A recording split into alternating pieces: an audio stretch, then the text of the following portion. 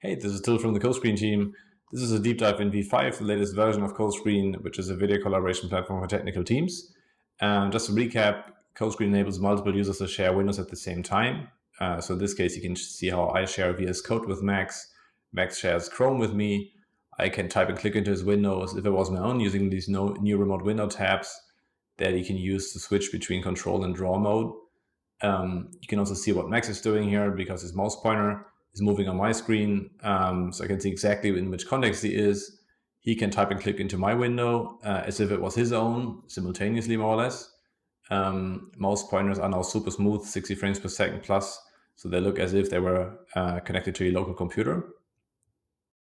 You can move remote windows around intuitively using the handle on top of remote windows without interfering with the user on the other side. Same with resizing, you can move and resize these windows without actually changing anything on the other side.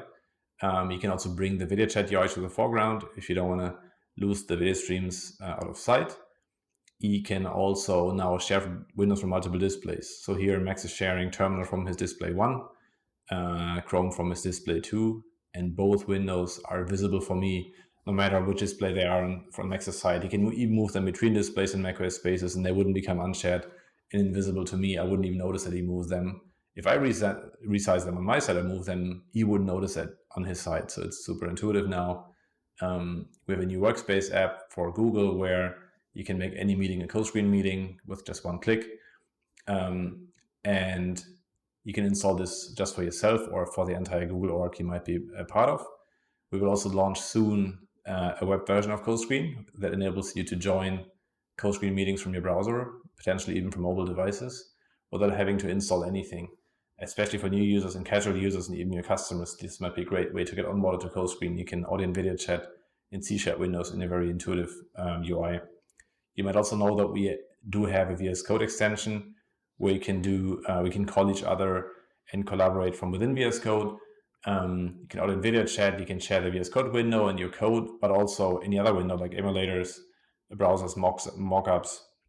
We also, as a Datadog product, are now part of the Datadog UI. So in this case, you will soon be able to navigate from an incident in Datadog into CoScreen.